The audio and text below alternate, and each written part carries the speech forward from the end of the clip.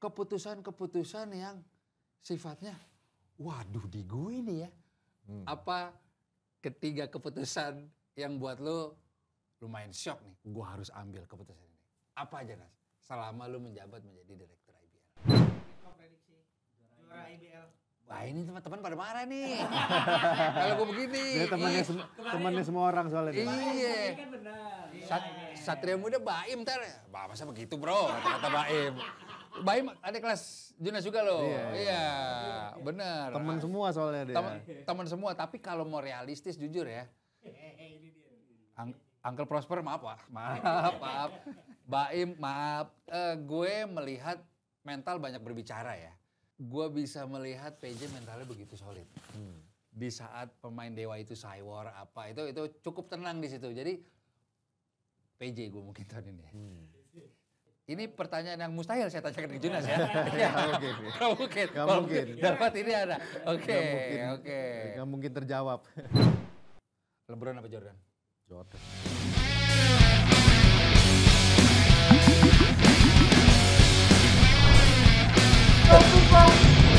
Beberapa tahun terakhir orang mengenal Bapak Junas nih direktur IBL. Wah, jabatan tertinggi Jay di Liga Basket tertinggi kita. Ada award apa beliau? Top skor 1000 poin beliau dan lain-lain gitu loh. Tapi gue kenal Junas ini jujur dari SMA kelas 1. 98 akhir 99 awal. Dan sangat amat beririsan dengan apapun ceritanya tongkrongan, streetball gue, komunitas yang kita sama-sama nongkrong bareng outsiders.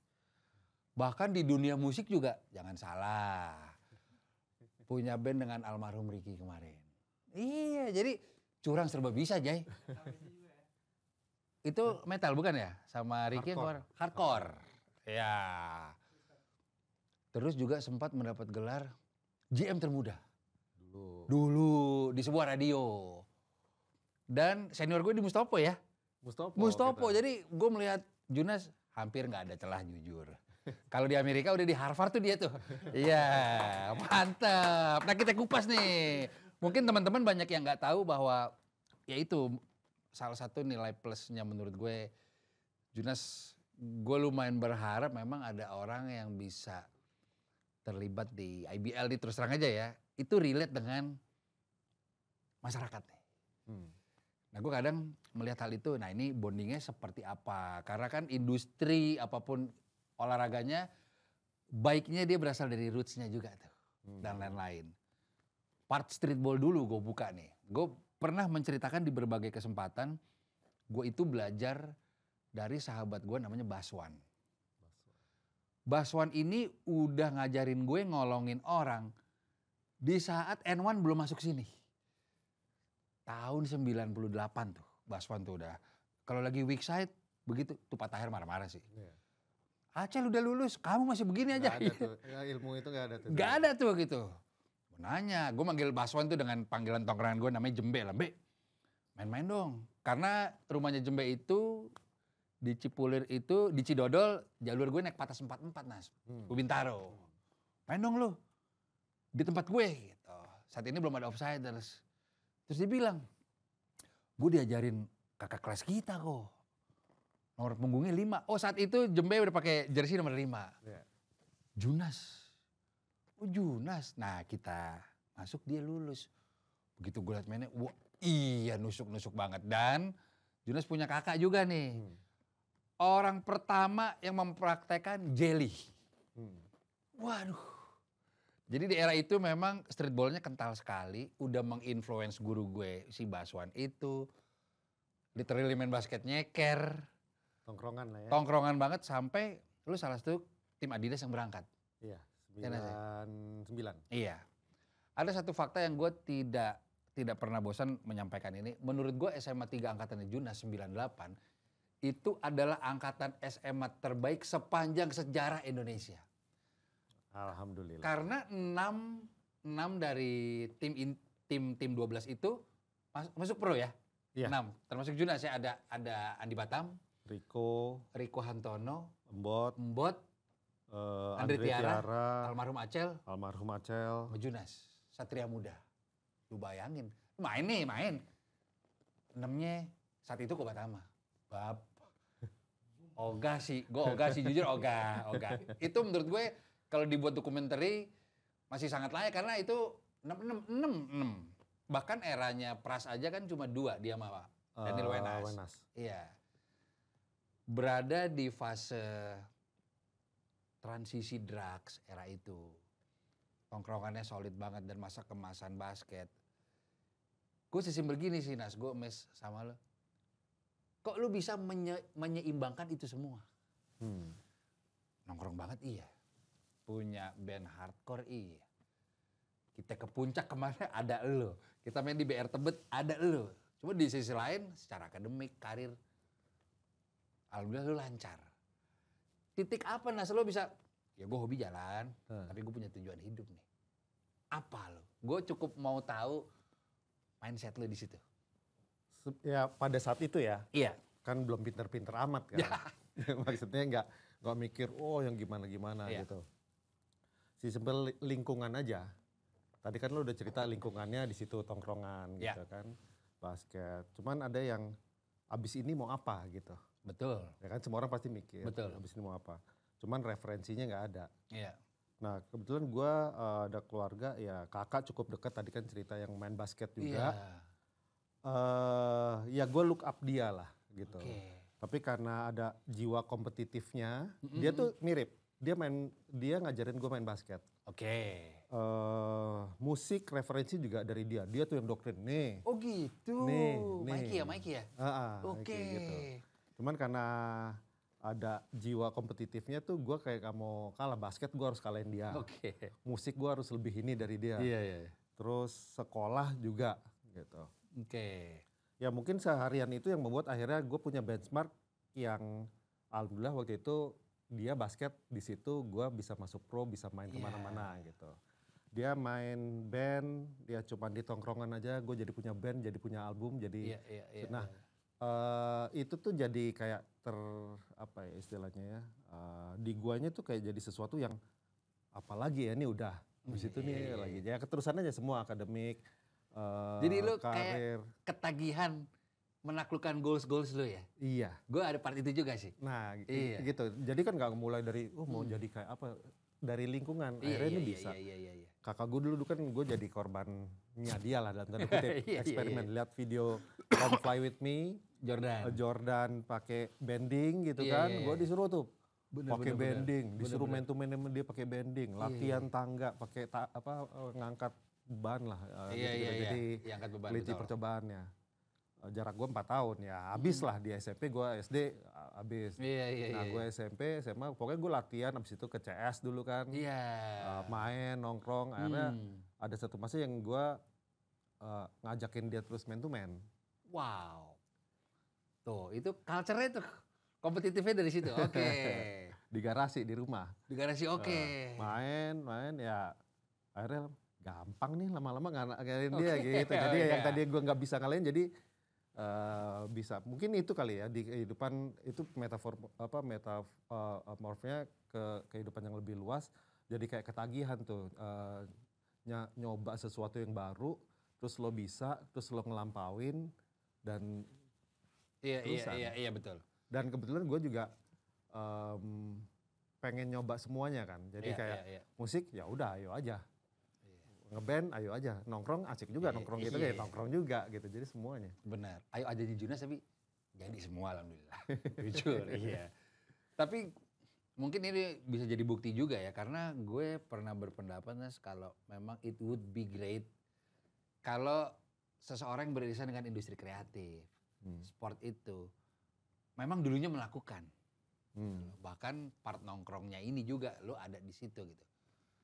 Sekarang kita masuk ke timeline-nya nih, lu masuk ke dunia profesional. Di radio. Jujur seingat gue sempet nge-play ke dia seingat gue. Cuma dia udah mau resign. Lewat Boya tuh. Iya. Wah karena Junas sih sempat mendapat gelar itu GM termuda se-Indonesia kalau gak salah. Itu gue sempat mikir, basket jago, asik lagi orangnya, akademik begini. Nah itu next level tuh Nas. Bagaimana lo, tadi kan jiwa kompetitif ya. Ini dunia pekerjaan nih, dunia profesional nih. Lu adjustment-nya bisa, gue harus beres juga di part ini nih.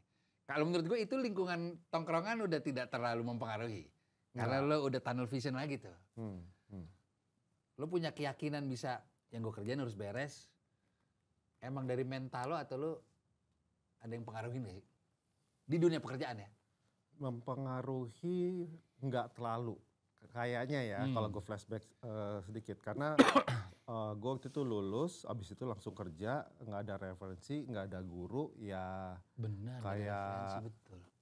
Apa ya, kayak berenang sendiri gitu. Nyoba nggak ada yang ngajarin, mesti gini, mesti dulu di majalah dulu. Ada namanya S Magazine. Tahu. Zaman itu ada Slam, majalah basket, ada S Magazine. S Magazine ya. Tahu. Ya company baru, jadi belajar semuanya. Gue juga nggak tahu dulu sebagai promotion, apa ya promotion ya, pokoknya. Tentang lifestyle kan majalahnya? Iya, gue ingat. Sport dan lifestyle. Iya. Promotion ngapain nih? Ya pokoknya ambil kata dasarnya aja promosi. Iya. Tapi mungkin gue juga suka ngulik ya. Jadi kalau orang by SOP-nya atau tugasnya begitu, gue pasti nyari sesuatu yang nggak dilakukan oleh orang lain. Iya. Setuju. Gue ngulik, ya cuman dulu kan mungkin ngulik Excel kali. Iya. Orang gue ngeliat desainer karena majalah bikin kok bisa bikin desainnya. Gue belajar Photoshop sendiri, ngulik di rumah dulu Corel. Iya benar. Terus gue ngeliat orang sales, dia nelpon sini cari jualan. Oh gitu ya, abis itu gue ngejar, oh gitu tuh cara bikin paket. Jadi gue colongin tuh semua. Iya. Gue colongin, abis itu gue cari gimana sih caranya kok dia biasa gitu. Oke. Jadi kegatelan lah. Iya. Nah karena kegatelan itu pada saat itu ya, ini real case-nya company waktu itu lagi butuh duit. Oke. Jualan majalah nggak gampang lah. Iya betul. Udah coba bikin proposal, entah ngapain pokoknya making money lah gitu. Coba Junas gitu kan. Oke. Karena gue promosi gitu kan. Iya. Wah gue bikin apa ya, gue gak ngerti. Gue ngertinya cuma basket. Apa coaching klinik aja kali ya gitu ya. Nah gue bikin tuh, karena gue udah belajar, oh gitu bikin desain, bikin proposal orang sales. Jadi gue bikin proposal coaching klinik, basket. Karena gue anak basket ya gue taunya coaching klinik, bawa pemain pro dong. Gue sama Niko Donda dulu.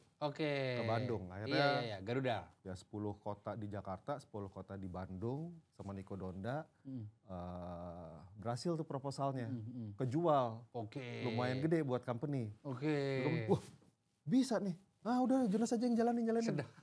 Oh itu titiknya. Itu. Kalau dipikir-pikir ya. Jadi kan kayak tadi kan basket, nantangin, nyoba.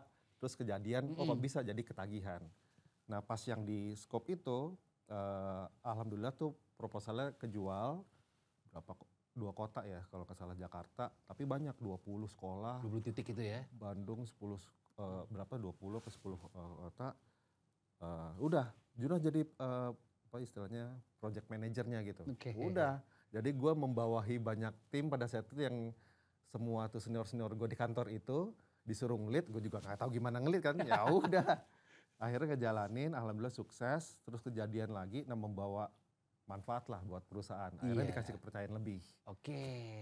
Itu di majalahnya, tapi sayangnya ya industrinya kan waktu itu majalah agak struggling ya. Iya, transisi hard copy ke digital sosmed. Gue ngeliat, ini lama gak industri ini ya.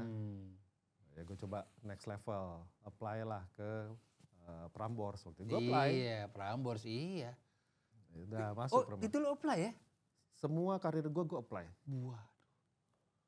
GM termuda Prambors, Jay. Prambors, bukan radio ecek-ecek ya. Apply, oke. Jadi dari si majalah dulu baru bergeser ke radio. Iya. 2 tahun terus ke radio. Ke radionya kenapa ya gue waktu itu ya? Ya sesimpel majalah udah, apalagi ya gue cuma tahu radio karena kalau berangkat kan dengerin radio. Asik juga kali ya, gue coba aja apply gitu. Kebetulan pas gue interview ada direkturnya itu kebetulan kenal karena gue kan promosi ya waktu itu di majalah, mencoba bekerja sama dengan banyak pihak. Makanya ini mungkin poin juga buat yang muda-muda nih. Lo nggak bakal tahu lah namanya network. Lo build trust itu dari mana lo nggak bakal tahu. Pokoknya berperilaku baik aja dengan semua orang. Lo nggak akan tahu kapan kesempatannya datang. Setuju.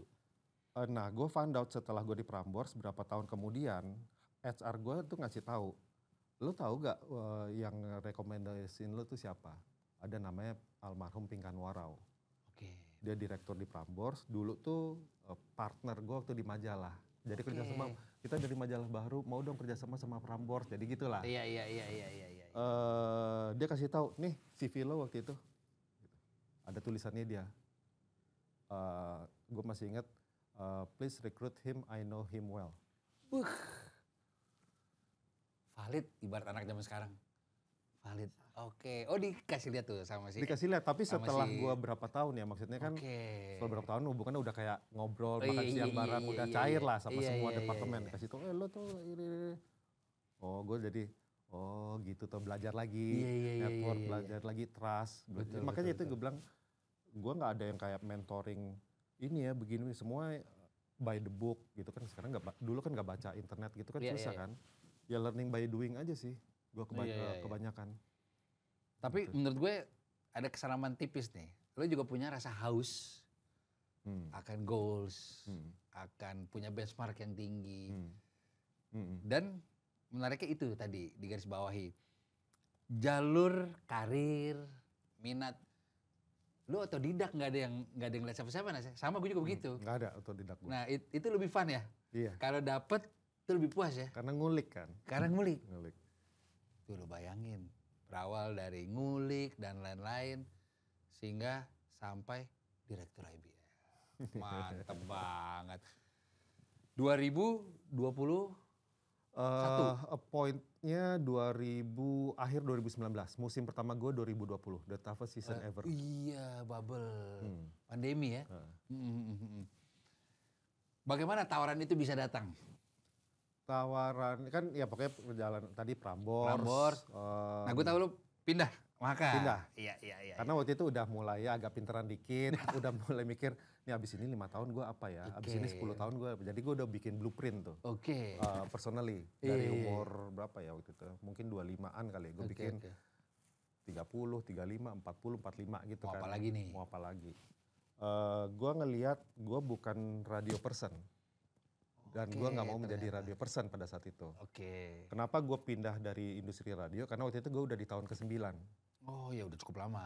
Kalau gue 10 itu gue udah spesialis tuh. Iya. Jadi gue harus move on ke sesuatu yang lebih besar lah secara scope-nya. Gue cari, karena gue udah nge-build di majalah waktu itu 2 tahun, terus di Prambors 9 tahun, maka karir path gue tuh 11 tahun di media. Iya betul. Jadi apakah gue lompat ke media ke industri lain kan berarti dari nol lagi kan? Iya betul. Jadi media apa ya? Berarti grup media yang punya lininya lebih macam-macam lagi. Iya. Ada TV, ada macam-macam. Nah, gue apply lagi ke Mahaka. Iya. Nah di Mahaka Group waktu itu kan ada TV, ada radio, ada online, Jak ada TV event, itu ya? ada Jak TV, macam-macam Republika gitu. Nah masuklah dikasih kepercayaan di situ. Nah setelah dari situ, di saat yang bersamaan 2016 ada persiapan Asian Games. Untuk 2018. Nah panitia Asian Games itu terdiri dari individu-individu yang memang expertise di profesionalnya masing-masing. Ya gue pernah di media, pernah di segala macam, campur lah itu. Nah di situ belajar sports industri dalam tanda kutip, meskipun tuh ajang perhelatan internasional ya, bukan industri yang kayak IBL sekarang. Persiapan 2 tahun, 3 tahun, alhamdulillah waktu itu Asian Games-nya sukses. Sukses betul. Tapi di saat bersamaan gue sebagai Mahakanya tuh tetap masih juga. Iya. Setelah selesai proyeknya ya balik lagi ke kantor Mahaka. Nah Mahaka itu ada 2 pipeline usaha besarnya lah, media sama sports. Media sama sport, iya. Nah sports ini ada macam-macam, ada IBL, ada Liga Mahasiswa. Ada 5 ya. Ada 5. Nah kan gue juga pegang 5 kan. Iya, Nah dengan perjalanan itu karir path profesional gue, terus pernah di Asian Games dan kebetulan gue juga pernah main basket. Banget. Pernah main basket. Kan IBL itu sebetulnya PT. Jadi bukan organisasi atau federasi, dia tuh PT, dia business mindset. Jadi pergantiannya sama ada direksi, ada komisaris, ada pemegang sahamnya gitu. Nah di 2019 dinilai ini IBL perlu dan punya potensi untuk dikembangin lagi. Suatu hari mungkin IPO. Mungkin, insya Allah gitu kan. Ya kayak company pada umumnya. Nah di situ ada rapat pemegang saham, kemudian gue dipercaya untuk memegang posisi itu tuh 2019. Bahaya. Oke. Gitu. Di saat tawaran itu datang, gimana perasaan lo, Nas? Yang main basket dari kecil, lu udah hard fan basket banget juga, jersey lo banyak dan lain-lain. Iya. Kayak dream come true atau gimana tuh buat lo? Jujur enggak. Gitu, justru oke. Karena gue ada yang hobi gue kan simple aja, basket sama musik. Tapi ketika itu udah terlalu serius, iya. Lu nggak terlalu fun kan? Setuju. Ada gitunya gak? Iya. Tapi ada juga orang yang melakukan itu karena fun, jadi melakukan segala macam. Jadi begitu, aduh basket, apa gue masih fun ya main basket ya kalau dijadikan kerjaan. Oke. Ya begitu juga waktu gue main musik, kan gue musik juga nggak yang sampai ngoyo harus apa gitu. Ya udah gitu aja, karena pengen senangnya doang. Alhamdulillah senangnya jadi ada fest, jadi ada album, ya udah lah beat lah gitu. Tapi gue nggak terlalu ngoyo. Kenapa bisa ya? Tapi di sisi yang lain, gue nggak mungkin bilang gue nggak bisa dan gue bilang nggak mampu atau nggak mau. Balik ke tadi, ini tantangan, ya udah apapun itu gue lakuin, ayo gitu. Jadi itu langsung dari Pak Erik ya? Nggak appoint by personal, tapi ini rapat pemegang saham kan. Jadi ya udah. Bukan soal like or dislike, ini kepercayaan. Harus melakukan yang terbaik dan gue alhamdulillah terbiasa untuk begitu dikasih kesempatan ya gue akan lakukan 100% lebih untuk effort itu. Iya. Tahun pertama langsung bubble. Wah, COVID tuh. Belum bubble waktu itu, 2020 lagi alhamdulillah lagi banyak lah ya kita betulin fondasi karena gue September appointed. 2019. Liganya mulai Januari. Iya. Cuman berapa tuh? 4 bulan ya? Iya 4 bulan. Aspak mundur. Iya benar. Ya kan? Siliwangi mundur kalau nggak salah waktu itu. Persiapan cuman 4 bulan. Ya jungkir balik lah gitu. Kalau CLS udah sebelumnya ya? CLS sebelumnya. Sebelumnya ya, oke. Sebelumnya. Jadi banyak banget tuh pada saat itu ya udah beresin satu-satu. Cuman waktu itu fokusnya adalah memperbaikin fondasinya si IBL. Fondasi itu maksudnya sebagai liga tuh kan bukan cuman event ya. Lo ada peraturannya, lo ada scheduling competitionnya, lo ada timelinenya, pokoknya kompleks lah. Satu persatu pokoknya fondasinya. Nah dibetulin lah fondasinya, 2020 kejadian. Bagus tuh artinya belum pernah terjadi di opening night itu sold out. Oh belum pernah itu Nas ya? Belum pernah, karena dulu tuh ya udah mulai series, ya udah mulai aja. Nggak ada konsep kayak ada opening cities, nggak dilakuin di hari Jumat jam sekian, jadi dipikirin begitu-begitunya itu nggak tahu. Lalu sukses, abis itu kan waktu itu mainnya Jumat Sabtu Minggu di kota pertama Semarang. Jadi opening tuh Jumat, itu hari Jumat kalau nggak salah, itu sold out. Terus kata teman-teman waktu itu nggak pernah nih kita hari Jumat gini bisa sampai sold out. Ya alhamdulillah. Kemudian Sabtu Minggunya 3 hari berturut-turut di Semarang itu sold out, belum pernah terjadi. Nah, bergerak ke kota-kota berikutnya karena kan beritanya jadi heboh, basketnya jadi itu. Jadi setiap kota tuh begitu lagi reaksinya. Memecahkan rekor-rekor yang sebelumnya. Alhamdulillah nih di Bandung, di Surabaya, di mana lagi waktu itu Malang ya. Jogja. Udah lagi naik, penonton lagi naik, pertandingan juga makin seru. Ya itu datang kan Rudy Gobert. Case. Maksudnya bukan datang itu, datanglah si COVID itu. Iya. Berarti yang membedakan mungkin apa ya Nas? Pemilihan rundown. Ya. Kalau misalnya di-compare dengan season sebelumnya, misalnya gue awam nanya gitu, kok bisa sold out yang tahun sebelumnya? Enggak sih Mas Junas gitu. Lebih di planning phase-nya sih. Kan Radi suka ngulik ya. Semua pasti ngelakuin planning phase. Tapi di dalam planning phase itu kan ada banyak siapa ketemu siapa di hari pertama. Supaya bisa ada daya tarik. Iya. Ya, kalau bikin jadwal aja kan bikin jadwal matrix habis itu udah jadi gitu kan. Tapi kita harus mengkurasi hari pertama apa yang menarik. Betul, big match-nya siapa? Big match-nya siapa, kemudian untuk di kota itu yang relate sama mereka siapa lawan siapa. Betul. Kemudian supaya nggak terlalu blowout games gitu. Betul. Belum lagi mikirin dari aspek promosinya, teaser, kemudian melibatkan pemerintah daerah. Waktu itu juga bagaimana bisa bunyi secara nasional, kita ngundang Pak Menpora. Waktu itu buka Pak Menpora hari pertama. Oke. Langsung di itu. Nah biasanya di Semarang itu? Enggak, biasanya ya bukan soal apa ya menjelekkan atau mengcompare. Mulai aja. Iya. Ujung gedenya tuh di belakang. Di final aja. Nah gue mikir harus dibalik dong. Supaya orang lihat aware nih mulai, keterlibatan pemerintah, keterlibatan masyarakat, gamenya seru. Supaya nanti viral effect ke belakangnya lebih dalam tanda kutip lebih mudah lah. Betul. Gitu, karena di depannya udah gitu. Betul. Jadi memang ada beberapa part dari season sebelumnya yang lo perbaiki. Dan di tahun pertama sebelum COVID ini masuk, ideal nih. Works nih. COVID. Waduh. Nabrak tembok tuh sih berarti. Itu bagaimana lu mengkomunikasikannya kepada klub-klub yang berpartisipasi bahwa wah ini kita harus di Bogor ya, di mana? Enggak. Di Bogornya itu jadi untuk mencapai ke Bogor itu kita perjuangannya 1 tahun. Oke. Oh itu 2021 ya? Itu akhirnya kejadian 2021. Oke, iya. Jadi kita berhenti itu di bulan Maret, itu sudah di seri ke-7. Malang baru memulai seri Malang. Udah mulai bunyi kan COVID itu di minggu sebelumnya kita masih main di Surabaya. Iya. Wah ada COVID nih, kita nggak tahu COVID itu apa, katanya begini gitu kan. Gue ingat di Surabaya cari apa ya namanya liquid yang buat hand sanitizer. Oh iya. Ya, cari sebanyak-banyaknya, beli tuh kita berapa galon. Terus katanya mesti cek temperatur, beli tuh ke S Hardware yang ngecek itu. Kan belum ada benchmarknya kan? Betul, saat itu iya. Belum ada, jadi ya udah ngecek ini terus abis itu Surabaya selesai. Minggu depannya tuh kita harus main di kota Malang kalau nggak salah.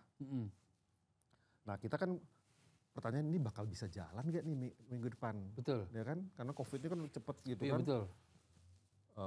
Izin gimana? Izin aman. Terus coba backup, cari Jakarta. Ya, kita cari tuh Jakarta. Oke, bisa Jakarta.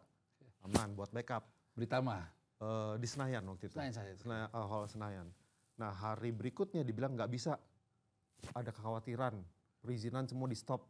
Wah, berarti kan ya udah. Akhirnya ke Malang cuman the last option. Oke. Jalan apa enggak? Ya belum ada himbauan, penghentian, belum ada rejection juga dari klub-klub. Ya. Main lah. Berangkat tuh malah.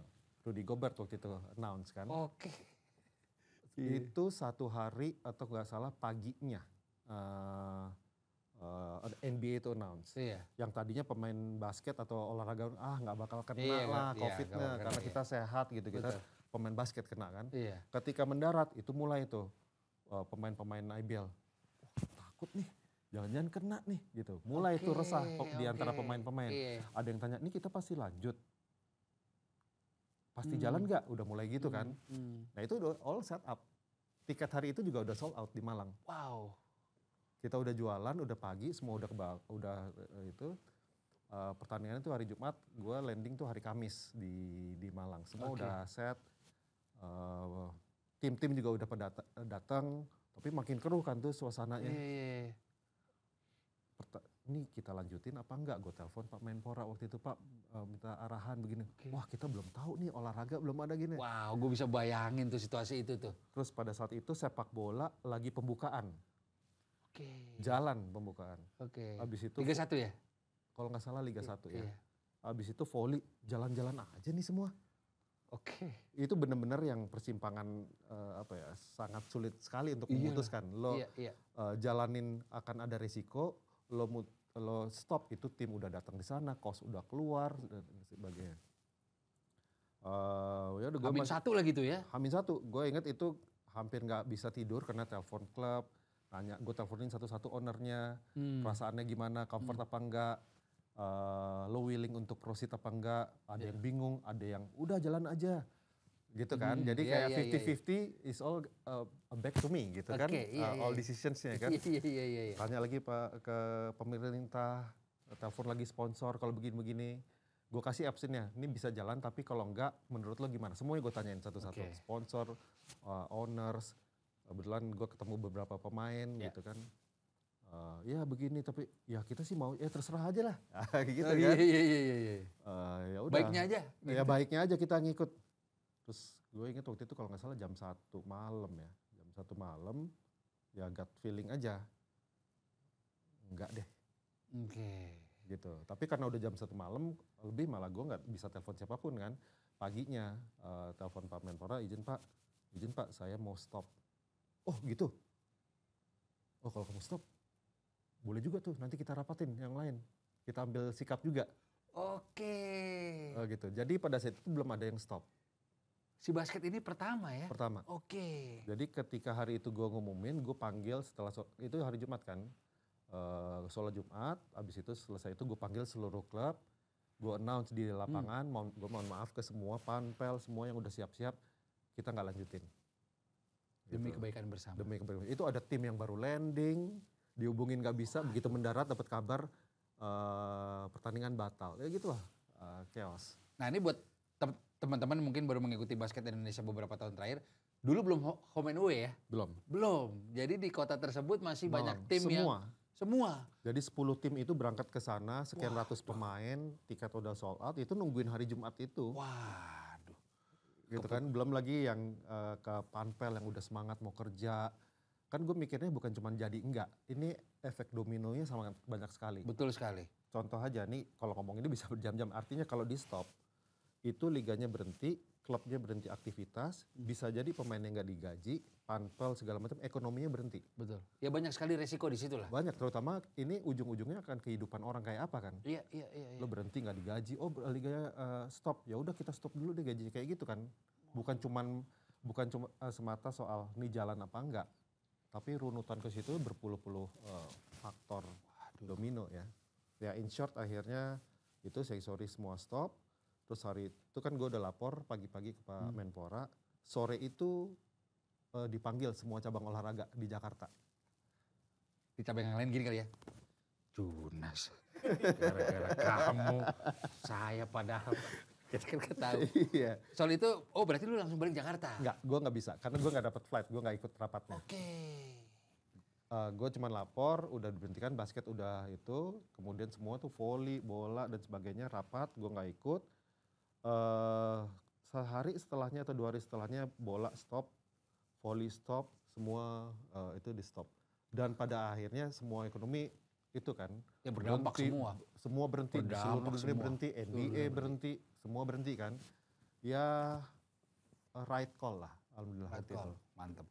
Jadi buat teman-teman tadi yang mungkin agak bingung, Rudy Gobert ini atlet NBA pertama yang announce dia kena COVID. Kalau nggak salah tuh sebelumnya dia megang-megang siapa gitu ya, ada di press conference apa gitu lah.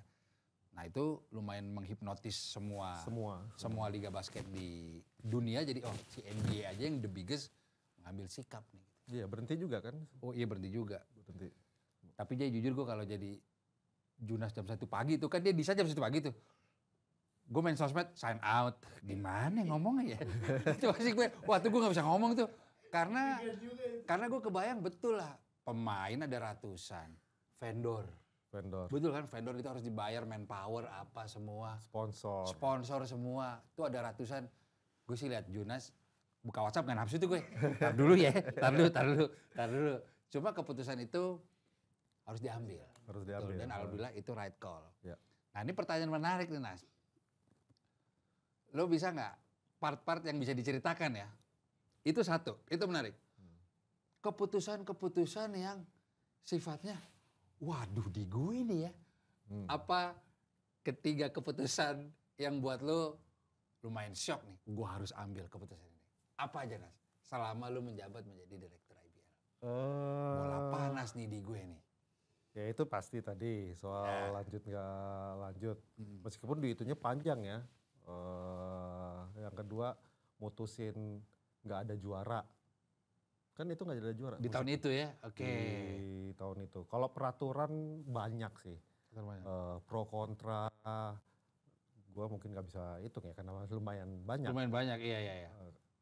Tapi satu itu, kedua home and away.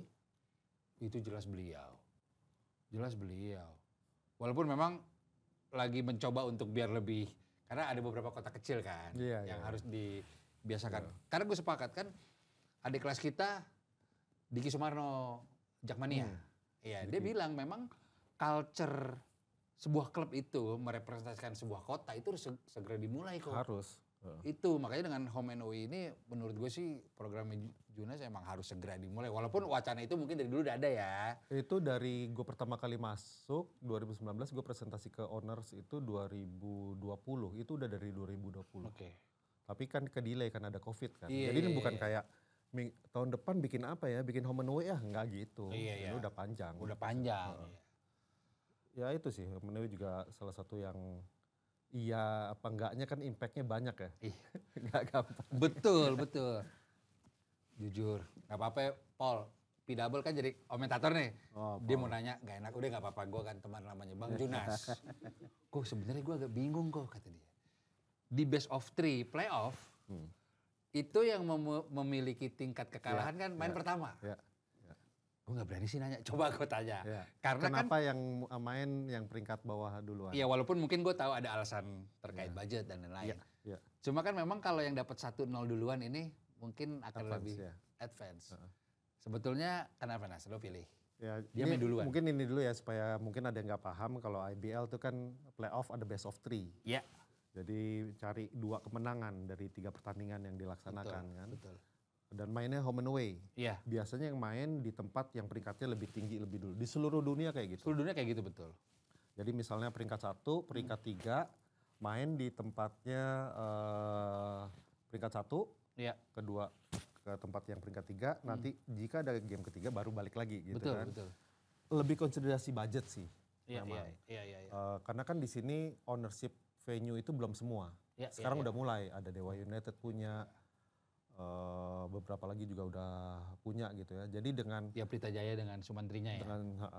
Dengan berpindah-pindah, traveling cost pasti, dan venue rentnya pasti lebih tinggi. Betul. Gitu sehingga yang main itu di peringkat yang bawah dulu, nanti yang kedua peringkat yang tinggi, jika ada pertandingan ketiga dimainkan lagi di peringkat yang lebih tinggi. Jadi home-nya nggak pindah-pindah. Betul. Lebih ke itu sih. Tapi sekarang kita udah mulai review, harusnya sih tahun ini. Tapi tahun depan kita akan balik ke Menarik. Sudah dipikirkan, cuman waktu itu kita mau mulai kan itu ya tadi gue bilang ya, setiap keputusan yang kita buat tuh kadang orang ngelihat dari sisi A atau B, padahal impactnya itu banyak. Betul. Ada yang terlihat, yang tidak terlihat, dan kita harus sangat hati-hati setiap keputusan yang kita ambil. Perlu waktu apa enggak, atau bisa dalam waktu dekat apa enggak, atau harus gradual apa enggak. Iya. Contoh juga banyak, kok enggak best of 5 sih? Tadi gue mau nanya tuh, kenapa not yet ya? Akan, tapi udah di blueprintnya kita. Kenapa enggak secepat itu? Karena kan sekarang dengan home and away itu tujuannya supaya memberikan kesempatan tim-tim untuk bisa pendapatan lebih tinggi kan. Betul. Kalau gamenya udah seru, harusnya pendapatannya lebih tinggi. Setuju. Dibanding sebelumnya. Tapi kalau misalnya cost-nya masih tinggi dibanding pemasukannya, mau kali 3, mau kali 5, buat mereka cuman kerugian atau beban dikali 5 kali 7. Nggak senang dong buat mereka. Betul. Tapi kalau udah exciting buat si klub-klubnya, maksudnya udah tiketingnya udah bagus, kali 5, kali 7 sangat mudah untuk kita. Tahun depan kali 5 ya. Tahun depan kali 7 ya. Itu yang kita perhatiin. Jadi ada indikator yang ini tiketingnya udah naik belum nih. Playoff tiketingnya udah bagus belum buat si klub begitu udah. Nih kan kita udah lihat indikatornya. Oke, tahun depan kita akan coba apakah semua playoff, apakah semifinal atau finalnya aja dulu. Kita pokoknya ada indikator tapi blueprintnya udah. Mantap. Ini kan yang nonton banyak bukan pecinta basket aja nih. Nah, gue mau jelaskan sekali lagi, best of 3 ini adalah syarat. Kalau di basket ini beda sama bola nih guys. Lo harus minimal 2 kali menang untuk lolos ke babak berikutnya. Kenapa best of 3? Ya kan kalau satu sama berarti dia mainnya 3 kali. NBA sudah memberlakukan ini dari zaman dulu. Bahkan mereka best of 5 dulu ya. best of five, baru best of seven. Best of seven. Kalau sekarang dari awal best of seven kayaknya deh. Di NBA. Si NBA iya. Oh iya ya. Dari awal. NBA pun gradual kan. Iya, dulu Jordan best of five dulu. Jadi menurut gue sih ini ada part yang menariknya di luar cabang olahraga yang lain. Jadi kan ada stigma ya di NBA, di basket, di IBL sekarang gitu. Ya lu kalau jago beneran jangan menang sekali dong. Iya. Terus gitu. Nah ini menurut gue part menariknya di situ. Nah gue mau lompat sedikit ke era keemasan kita dulu Nas. Zaman Kobatama. Gue bilang di podcastnya Kemal dan lain-lain bahwa seingat gue basket era 90-an itu sedikit lebih hype dibanding bola. Di Indonesia. Karena kebesaran Michael Jordan dan media RCTI saat itu Om Ari Sudarsono, ya kan, almarhum yang kita cintai Uncle J. Iya itu semua mempromosikan NBA secara organik gitu loh. Kobatama juga ada Ali Budi gitu, ada Thomas Teddy semua. Sehingga secara organik belum ada sosial media, hall up penuh. Sampai atas-atas tuh iya. ya. Di CCP lagi di akhir 90s ada pemain asing. Ada R. Kelly, gue masih inget tuh. Almarhum Bobby Parks ya. Bobby Parks. Iya. Itu sangat-sangat menjadi. Stacy King ya, siapa dulu ya? Wah lupa tuh gue. Pokoknya gue Hatex tuh gue suka banget deh lihat main. Aspak udah pasti. Gue tidak akan pernah melupakan buzzer beater M. Rifki. Final. Ame merinding tuh gue. Final Hall A. Rambut cat hijau ya. Itu gue merinding tuh gitu. Nah momen keemasan itu Nas, gue suka berandai-andai gitu. Gue sih berharap setidaknya kita bisa ke situ lagi. Atau jangan-jangan di kacamata Junas nih, kita udah deket loh kok, atau bahkan sudah sama. Gimana dari kacamata lu, secara hype dan awareness, Liga Basket kita. Anjir gue jadi serius Jay, di sini Jay. Pertanyaannya, itu. Dia aslinya serius memang. Ya. Dia bisa semuanya, dia bisa serius, bisa tongkrongan, bisa. Benar. Ya gitu, jadi gue penasaran karena menurut gue mungkin sedikit banyak tugas itu ada di lu nih Nas. Gimana mengkampanyekan ini. Dan lu berada di dua era itu. Gimana menurut lo? Ya era itu benar ya, kita hidup di era itu kan. Iya. Lebih hype dibanding bola menurut gue iya, tapi tidak lebih besar dari bola. Iya. Bola nggak mungkin lah ngalahin. Iya, Memang negara ya. sepak bola. Tapi kan dengan waktu itu ibaratnya sekarang ada sosial media. Betul. Apa ya, dulu nonton basket itu parabola, Decoder. Iya, DVD betul. Keluarin produk namanya DVD, bisa nonton Fly With Me, Michael Jordan. Bener. Terus Playground. Ya. Jadi referensinya tuh banyak pada sekali. saat itu. Jadi hype kan, sesuatu yang baru. Betul, saat itu iya. Saat itu. Impact-nya banyak brand-brand memanfaatkan sesuatu hype, terus anak muda bikin Reebok tiap minggu, 3-on-3. Bener. Nike, 3-on-3, Adidas, semua sampai yang di Pancoran tuh, yang Beverly Hills. Betul, di Beverly Hills setiap minggu ya? Setiap minggu. Jadi semuanya itu jadi hype ya karena ada referensi baru kan. Betul. Sekarang basket tidak sebaru pada saat itu. Ya. Karena kan udah olahraga yang udah gitu, kan siklus kan. Siklus. Nah kalau sekarang ya gue melihatnya lebih besar dibanding pada saat itu. Lebih besarnya kenapa? Kalau waktu itu kita nggak lihat tuh akademi yang seperti sekarang, anak-anak kecil. Itu iya. Dulu basket ya sebagai tontonan. Betul. Stadionnya penuh. Nah sekarang sebagai tontonan, stadionnya penuh. Tim nasionalnya kemarin nggak bakal bisa ngalahin Filipina, kita bisa kemarin. Betul. Jadi ada indikator yang berbeda dibanding yang masa waktu itu. Waktu itu kan bicara hype ya. Setuju, sekarang hype dan indikator-indikator lainnya. Jadi nasional begitu, liganya begitu. Kemudian sekarang di grassroots streetball masih ada, tapi KU setiap minggu ada pertandingan, KU 10, KU 12. Ini lebih gila dibanding saat itu. Kalau dipikir-pikir ya. Iya, tapi memang tantangannya, kalau dulu kan lo bilang tadi, nggak ada sosial media. Jadi orang apa tuh hype, oh pengen datang gitu. Sekarang distractionnya banyak banget. Betul. Lo buka sosial media, lo bisa dapat referensi mungkin puluhan ratusan gitu. Setuju. Ya, apakah itu olahraga, apakah itu Lifestyle lain entertainment, lah. apakah itu lifestyle, apapun yang mengkonsum waktu. Terutama kalau marketnya kita sama nih, basketnya marketnya anak muda kan. Jadi kita bersaing dalam tanda kutip dengan itu semua. Jadi membedakannya adalah distraction-nya aja.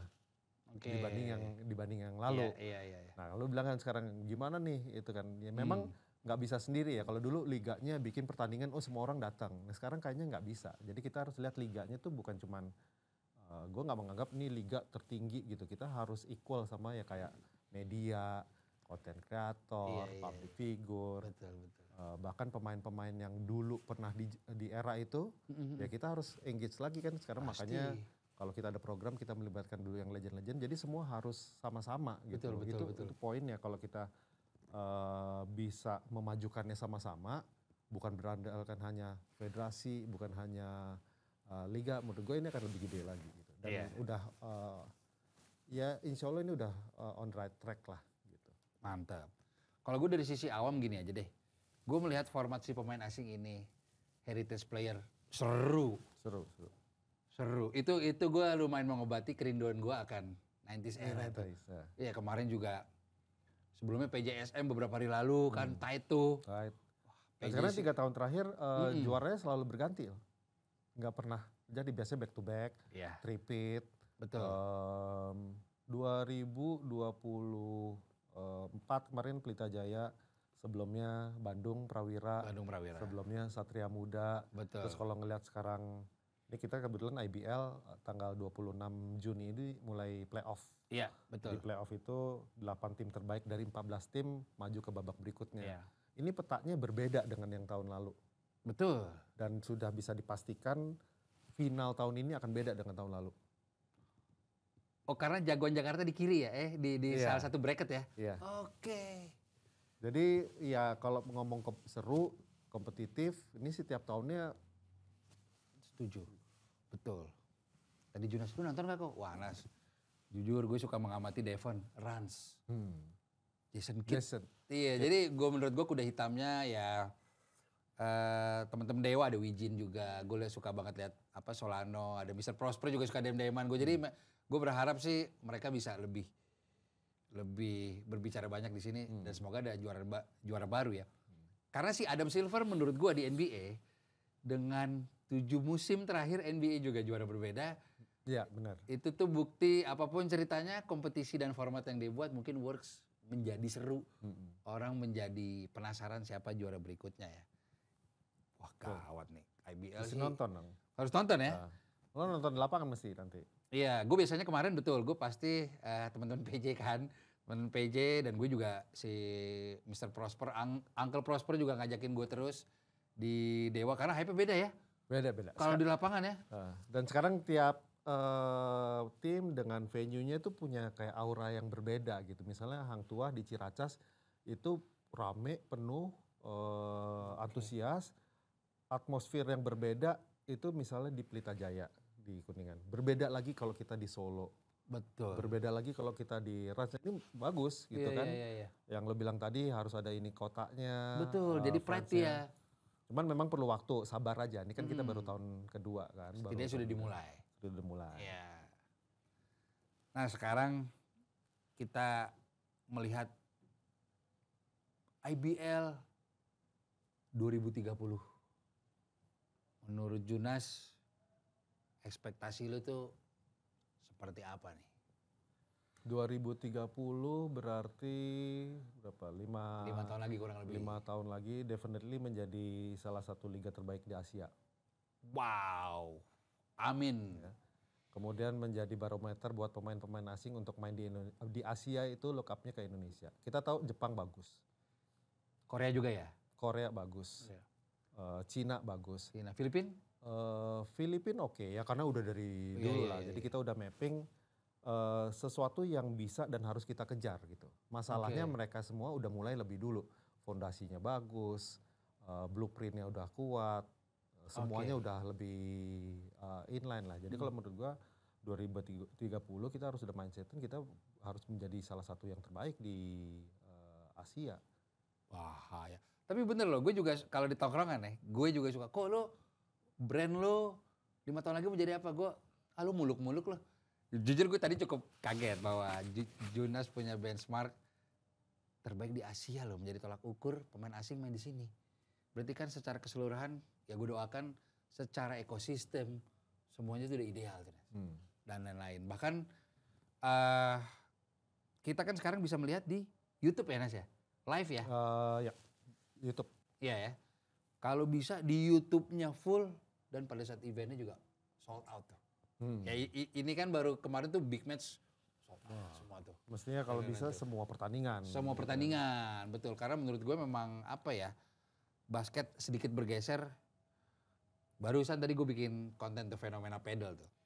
Tapi gue bilang gini, lu mau ngomong apa gue cukup yakin ekskul basket itu di sekolah-sekolah masih nomor 1 harusnya. Iya, lapangan basket di sekolah-sekolah SMA lebih banyak dibanding sepak bola kan. Bener, jadi gue masih optimis sih basket Indonesia nih melalui IBL-nya bisa terus berkembang menjadi liga terbaik se-Asia, kenapa tidak.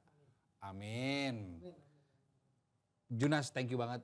Thank you. Udah mampir ke sini. Gawat nih salah satu tolak ukur. Gaul iya, nongkrong iya. Dia juga padahal.